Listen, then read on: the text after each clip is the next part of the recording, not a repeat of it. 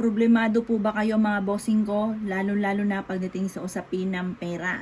Nako mga bossing, yan din ang madalas na pinagtatalunan ng mag-asawa sa kakulangan ng kaperahan mga bossing. Ikaw po ba ay masipag at saka matyaga? Asya, malaking katanungan kung bakit nga po ganun mga bossing ko. Pero kung ikaw ay batugan at ikaw po mga bossing ko ay lagi walang pera, abay huwag kang magtaka kung bakit ikaw ay walang pera. Asya mga bossing ko, itong aking tuturo sa inyo para kayo ay maka-attract ng swerte lalo na sa pera mga bossing. Kailangan, ikaw po mga bossing ko ay ugaliin ang pagsisindi ng kandila na kulay dilaw. Kasi ang dilaw mga bossing ko, pagdating sa usapin ng kaperahan, maganda po ito, nag-a-attract po ito ng swerte.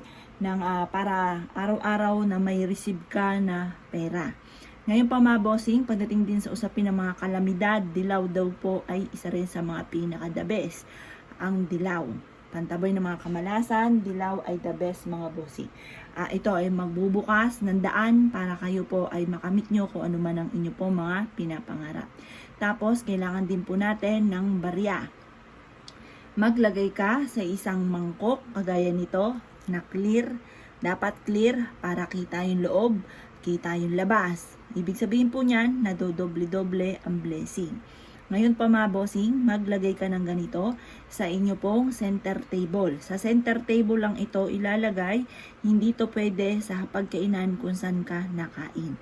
Kasi mga bossing ko, pag ikaw'y naglagay sa hapagkainan kung saan ka nakain, ang pera ay dadaan lang sa inyo pong mga kamay. Kayo po mga bossing ko ay laging gipit tungkol sa usapin ng pera. Kapag po ba mga bagong taon, naglalagay kayo dyan ng pera sa pagkainan, isang malaking X po yan.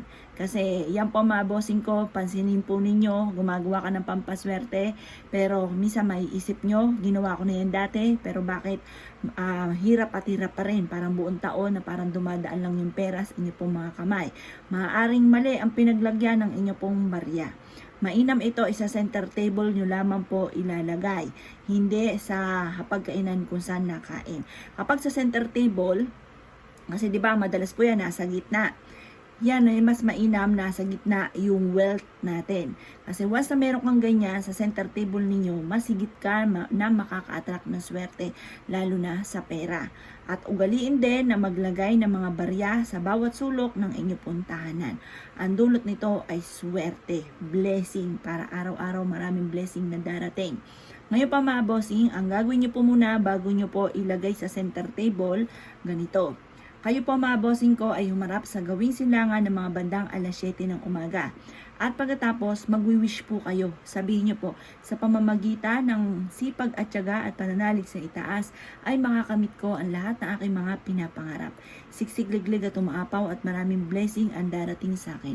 Sa pamamagitan ng aking sipag at tiyaga, pananalig sa itaas at sa mga gatong mga pamamaraan, ay isumot kong makakamta ng aking mga pinapangarap.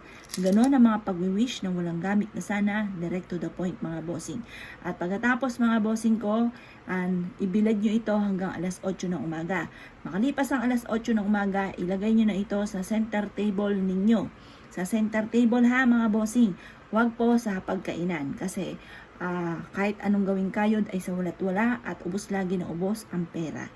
Ngayon po, huwag rin kakalimutan, paalala lamang, sa bawat sulok ng inyong tahanan, maglagay mga bossing ko ng barya. Maswerte po yun. Para mas maganda nakakalat yung wealth, mas magiging masagaan ang pamumuhay, mas magiging maginawa ang pamumuhay. Subukan nyo po ito, proven po ito mga bossing. Kaya ako ikinaniwala at naisyo po yung gawin.